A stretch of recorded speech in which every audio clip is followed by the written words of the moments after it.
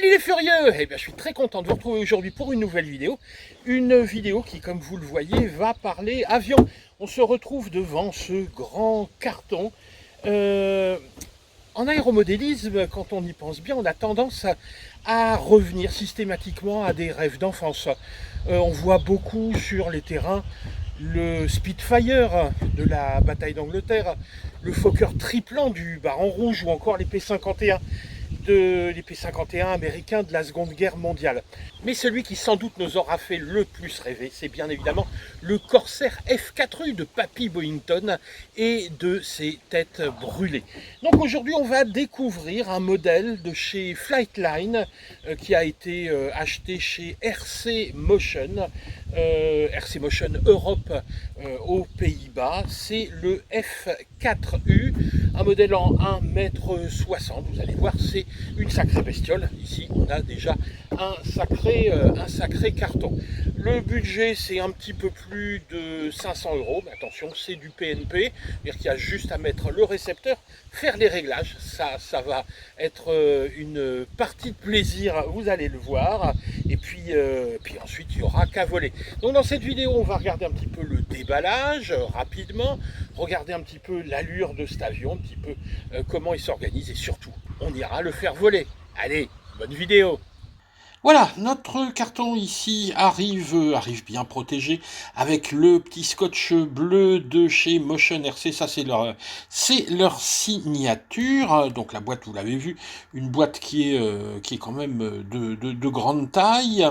On est ici sur un modèle qui fait 1,60 m d'envergure, une masse de 3,4 kg à vide avec la batterie qui fait, alors attendez, elle fait 630 grammes, je crois, donc vous voyez qu'on est au-delà des 4 kilos. Bon, il est pas trop chargé, mais il est déjà bien chargé cet avion, hein, 4 kilos pour 1,60 m et une longueur d'1,30 m.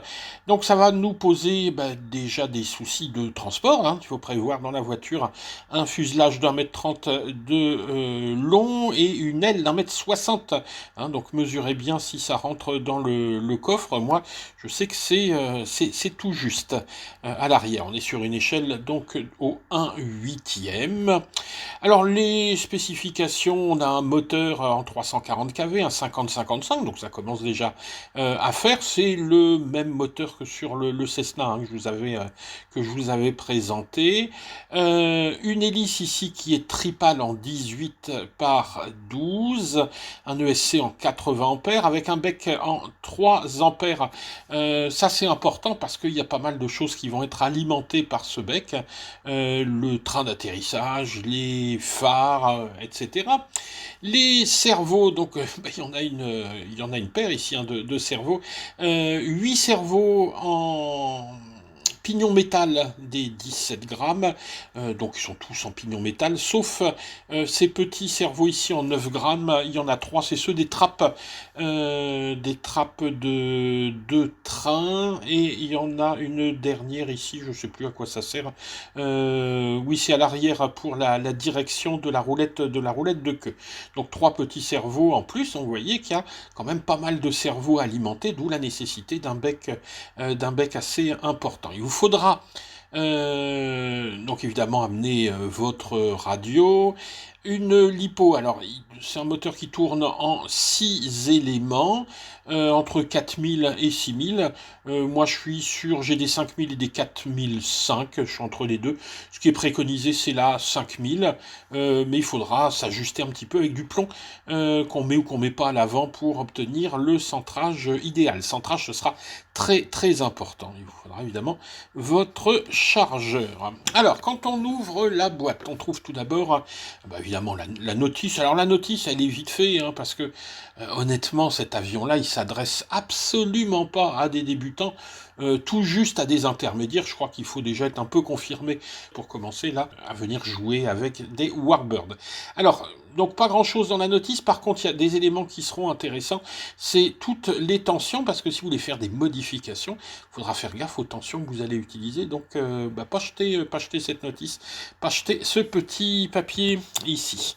Alors, première chose, tout d'abord, évidemment l'avion n'est pas livré décoré, c'est un peu chiant parce que c'est long à faire, par contre ce qui va être bien c'est qu'on va pouvoir choisir sa livrée entre deux livrets ici, pour le modèle F4U 1D, qui est le mien ici, c'est-à-dire celui avec une verrière dite bubble top, hein, arrondie. L'autre, le 1A, il aura une verrière un petit peu plus longue, qui est la version Bird Cage, hein, cage à oiseaux. Moi, je voulais celle-là, tout simplement, pour un truc tout con, hein, c'est que c'était celle des têtes brûlées, hein, bien sûr.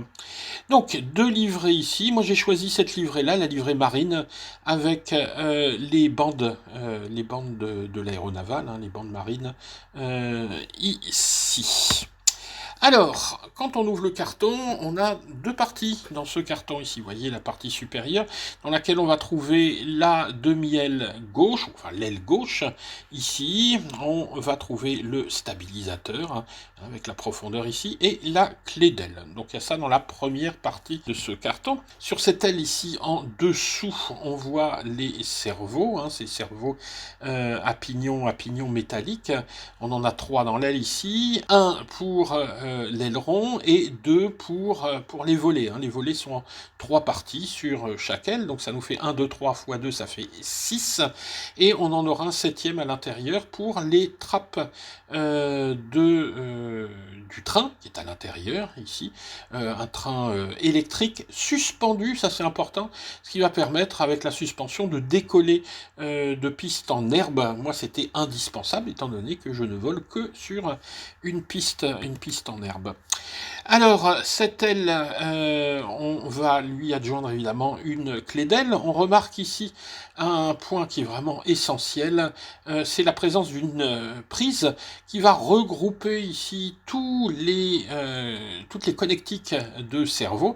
Et vous voyez qu'il y en a pas mal, hein. Il y a donc les cerveaux, mais vous avez également le phare d'approche, vous avez le feu de position, donc ça fait pas mal de choses. Et pour éviter d'avoir à chaque fois à brancher, débrancher tous les câbles, et tout est regroupé par une prise, ici, sur une prise, et on branchera là-dessus une petite rallonge que je vous montrerai juste après.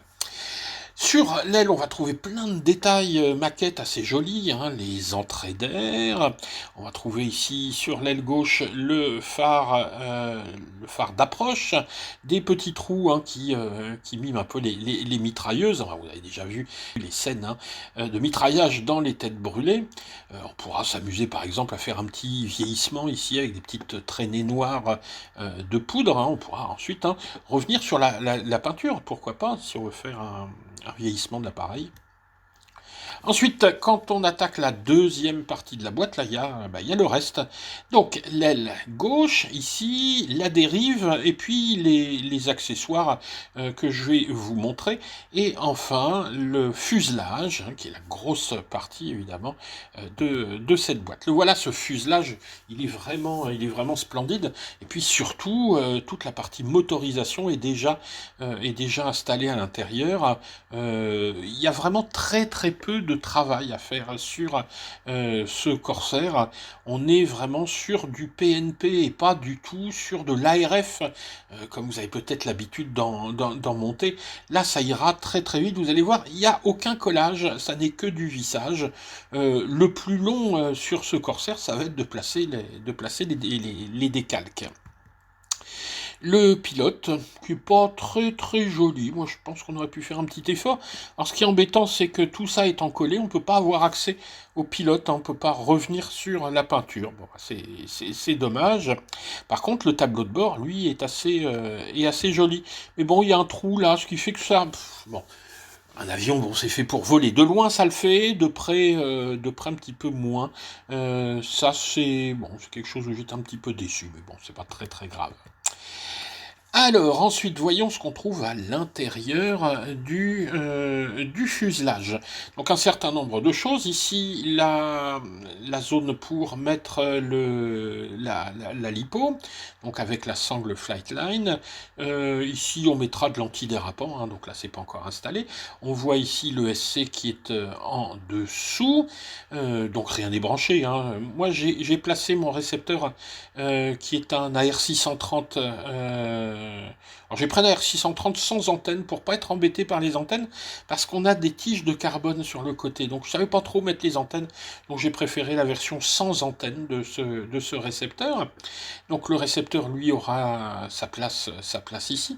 Et surtout, on voit là une petite box, alors qui est très très simple. Alors qu'est-ce que c'est qu'une box? Eh ben, c'est tout simplement ce qui va venir capter tous les branchements et permettre de gérer un certain nombre de séquences. La séquence par exemple des trains, c'est-à-dire trappe s'ouvre, train sort, trappe se referme ou se referme pas. Ici on a une séquence où les trappes restent ouvertes quand le train est sorti, mais on a la possibilité aussi d'avoir la séquence où les trappes se referment. En l'occurrence, dans le F4U, les trappes restent ouvertes quand le train est sorti. Ça contrôle à ce moment-là l'allumage du feu, et puis ensuite la gestion de tous les cerveaux. Donc, vous voyez qu'on a ici quelque chose qui va bien nous simplifier la vie, cette petite box. D'ailleurs, il y a toute une notice avec qu'il faut regarder attentivement. Les cerveaux ici qui vont donc toujours ces cerveaux à pignon métallique. Ici pour la dérive et ici les deux tringles pour les deux demi-profondeurs, les deux demi-volets de profondeur. Le dessous, alors toujours des détails sympas, regardez ici les pots d'échappement ici du F4U, on voit les fixations de l'aile, donc l'aile on la démontera à chaque fois et on la fixera par 4 vis, alors des vis moi que j'ai changé directement, elles sont très bien ces vis, mais elles sont en cruciforme, donc moi je me méfie comme de la peste des cruciformes, parce que bon, ça finit toujours par se bousiller, donc moi j'ai repris exactement les mêmes, mais en BTR. Et puis j'ai mon tournevis BTR, et puis voilà, ça bougera pas. Mais bon, elles sont très bien, les vis cruciformes.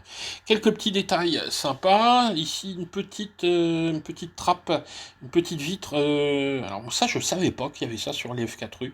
Une petite trappe d'observation pour le pilote. Je pense que c'est quand il avait des missions de bombardement qu'il devait balancer lui-même les bombes. Il devait jeter un petit coup d'œil en dessous, à vérifier si tous les modèles de F4U l'ont.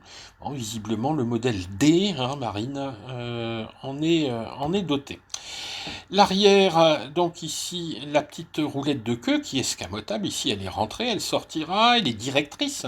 C'est-à-dire qu'elle va bouger en même temps que la dérive. Et on voit ici le petit crochet, qui est le crochet pour atterrir sur un porte-avions, qui n'est pas fonctionnel ici. Il bouge un petit peu quand le train sort, mais c'est tout. Il ne sort pas pour choper un câble ou quoi que ce soit. Ensuite, les accessoires. Alors, l'hélice, qui est une superbe tripale, est à monter. Par contre, vous voyez, on a 4 pales, c'est-à-dire qu'on en a une de rechange. Ici, les plaques de fixation qui vont venir sur les vis de fixation de l'aile. Donc, il y a 2 petites plaques à mettre pour cacher les vis. Et en plus, ça permet comme ça d'appliquer la force sur la totalité de l'aile. Ici, les petits accessoires, les tringles. Les tringles ne sont pas installés. Bon, ça, ils auraient pu les installer directement. Donc les tringles à monter, des petits ressorts de rechange pour les suspensions du train. Et puis ces 2 petites rallonges dont je vous parlais, qui vont aller de la prise de chaque demi-aile jusqu'à la prise à l'intérieur de la petite box. Alors, évidemment, ça veut dire qu'il va falloir à chaque fois brancher et débrancher la prise sur la box. Ça, c'est pas super. Donc moi, ce que j'ai fait, c'est que j'ai commandé 2 toutes petites rallonges qui vont aller de la box à la prise. Et en fait, mes rallonges de la box à la prise sortent du fuselage. Je n'ai qu'à brancher et hop, je remets les câbles à l'intérieur. J'ai pas à les mettre les mains dans le fuselage et puis risquer d'abîmer surtout les prises de la box. Donc on peut rajouter ici 2 petites rallonges. Il suffit d'acheter des prises JST ici. J'ai pris ça sur Amazon, je crois. Ensuite, alors, l'assemblage de l'avion, bon ça c'est assez vite fait. Qu'est-ce qu'on a? On va commencer tout d'abord par placer le stab, 1, 2, 3 et 4 de l'autre côté, 4 vis à fixer. On met le stab, on installe la petite tringle. Pareil pour la dérive, on vient la mettre ici, 1, 2, 3, 4 de l'autre côté, 4 vis. Ça prend 5 minutes. Les tringles, on les dessert au niveau des cerveaux, on fixe ça, on fait le neutre mécanique, hop, on serre là, et puis voilà, puis ensuite on ajustera avec les subtrims. Bon, au niveau de la terminologie, étant donné que l'avion s'adresse quand même à des gens un petit peu confirmés, je ne vais pas vous donner de détails sur toute la terminologie. Alors, quoi d'autre à voir ici? On voit ici les volets, l'ouverture des volets en 3 parties. Alors, il faudra évidemment installer les tringles pour les volets et pour les ailerons. Bon, du classique. C'est tout ce qu'il y a à faire au niveau montage. Les 2 demi-ailes se fixent l'une à l'autre avec 2 vis. Donc, vous voyez ici, on a 4, 8 et 2, 10. On a 10 vis à fixer et puis ensuite 4 vis quand vous montrez ou vous démontrez votre aile. C'est tout ce qu'il y a à faire, aucun collage, tout est fait à l'intérieur. Il y a juste après l'assemblage qui prend l'assemblage de l'hélice qui doit prendre 3 minutes. Et voilà notre petit zinc. Ici, le train est sorti, train suspendu à l'avant, la roulette de queue sortie. Il a déjà une bonne gueule. 2 petites antennes à rajouter, la longue à l'avant, la courte ici à l'arrière. C'est pas la peine de les coller, elles sont enchâssées, ce qui va vous permettre de l'enlever si vous transportez l'avion pour pas bousiller ça. Et bien voilà, maintenant, une fois que les stickers sont installés, vous voyez, il a une gueule, mais vraiment superbe. Notre F4U version marine. Bien, le montage est terminé, les stickers sont posés. On va jeter un petit coup d'œil maintenant, tout de suite. On va faire le tour de l'appareil pour voir un petit peu ses différentes fonctions. Le F4U est monté, prêt à voler, branché ici. Donc on va pouvoir faire un petit peu le tour de l'appareil. Tout d'abord, on va regarder un petit peu l'éclairage. Donc on va avoir les feux de position. Ici sur la gauche, le rouge, sur la droite, le vert. Lorsque le train est sorti, on a le phare d'atterrissage. Donc ça, c'est assez sympa. Bon, pas que ce soit utile, mais c'est quand même sympa en vol. Ensuite, on va jeter un petit coup d'œil, et ça c'est bien. Vous allez voir, c'est quand même un des trucs les plus sympas sur cet avion. C'est voilà, la sortie des volets. Et là, vous voyez, des volets en 3 parties. Voilà. Donc là, on les rentre. Sorti à 50%. Voilà, donc autant vous dire que ça ralentit bien l'avion lors des approches. On va regarder un petit peu, voilà les différents débattements. Donc là, je suis en débattement, petit débattement. Donc on va pouvoir pousser les débattements hop, à 100%, un petit peu plus fort. Vous voyez, hein.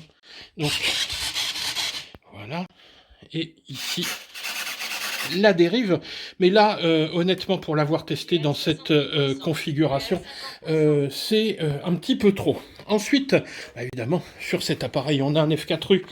Donc, là, on attend un train rentrant. Donc ici, un train avec une séquence. Donc, alors, ça met un peu de temps. D'abord, la roulette de queue rentre. Hop, vous voyez, la roue tourne ici. Puis, on va voir les trappes se fermer. Et dans l'autre sens, voilà. Donc, lors de la sortie, les trappes s'ouvrent. Le phare s'allume. Et voilà. le train ici est sorti. Donc au niveau de la radio, il y a un certain nombre de choses à prévoir. Évidemment, entrée-sortie du train, les volets, les duals. Pas oublier cette sécurité ici qui est indispensable. Écoutez. Attention, moteur en route. Voilà, hein, c'est moteur en route, moteur coupé, parce que attention, moteur en route. La tripale, hein, voilà, dès qu'elle bouge, vous voyez ici même un petit cran de trim, ça peut partir fort, donc toujours rester en sécurité avec ce type d'inter. Alors, au niveau du pilotage, qu'est-ce qu'on va dire du pilotage? Bon, il faut un certain niveau pour le piloter. Le décollage, comme tous les Warbirds, eh ben, l'avion a tendance à passer sur le nez. Donc on va devoir tirer très fort sur la profondeur. Lorsqu'il prend de la vitesse, on relâche un peu la profondeur. Puis dès qu'il est bien en route, on lâche tout et on va retirer tout doucement pour décoller. Sinon le risque, évidemment, c'est de partir comme une flèche et de décrocher. Donc première difficulté, le décollage en vol, il est plutôt gentil, il n'y a pas de souci. Bon, on le pilote 2 axes ou 3 axes, il n'y a pas de problème, c'est un Warbird, hein, ça fait assez maquette, hein, le piloter 2 axes, il n'y a pas de problème.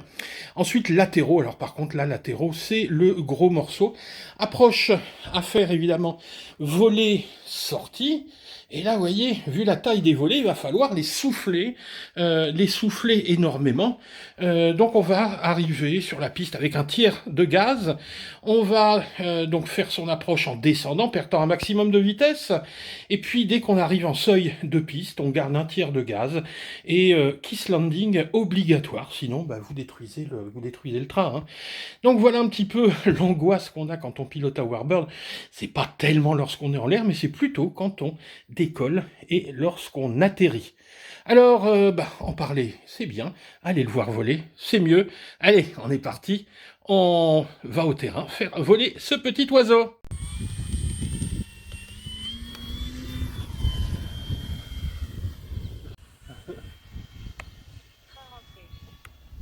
Pas trop loin.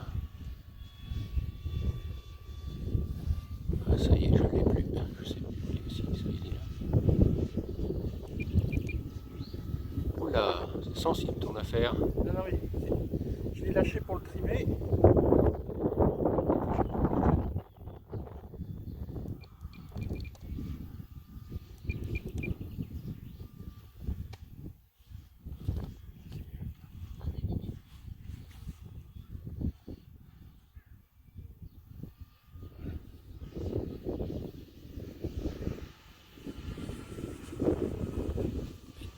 Il est trop sensible ton affaire.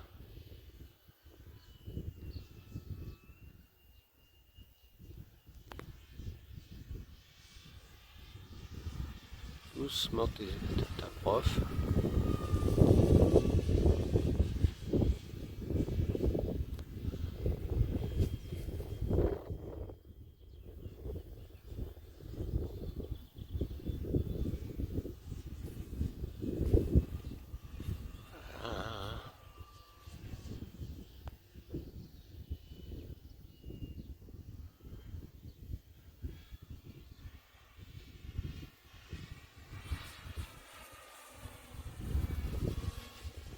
Ne tire pas avant de prendre ton virage, parce que t'as vent de face.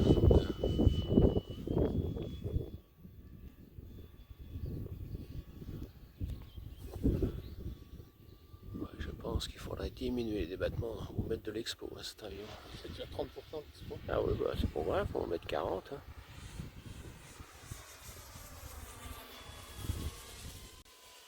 Tire trop. Prends de la vitesse plutôt. Tu tires avant de faire ton virage, faut pas.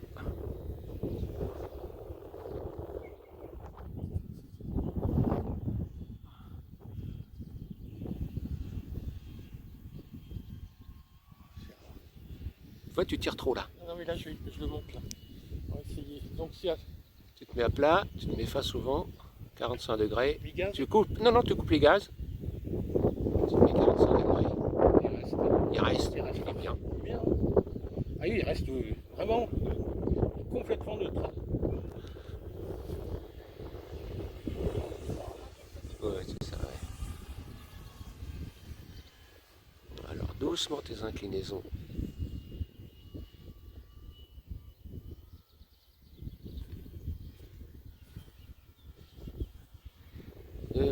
non, il va bien cette vitesse. Ne tire pas avant ton virage.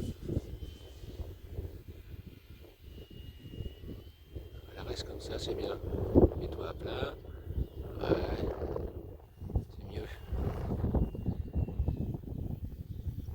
Doucement ton inclinaison.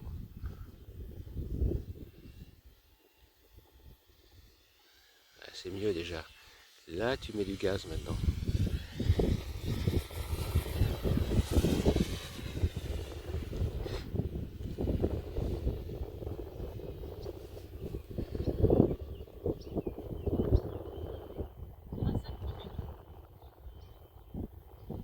Toi, tu es toujours en virage. Essaie d'être un peu à plat.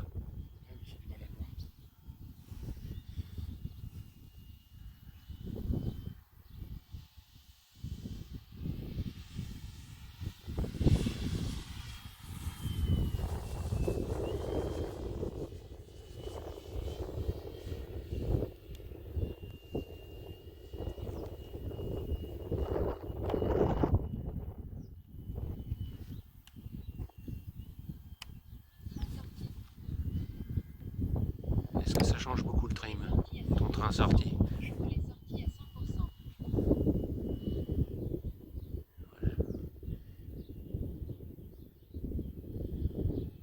T'as tiré ou pas? Je vais voir. T'as sorti les volets? Tout est sorti.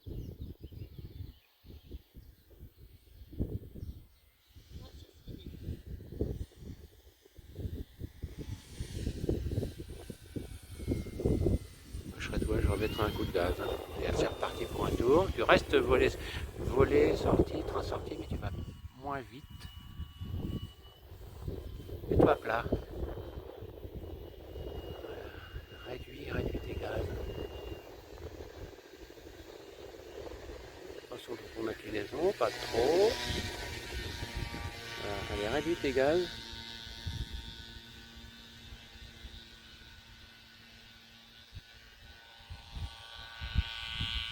Là, tu soutiens léger, voilà. Soutien. Voilà, il va venir tout seul.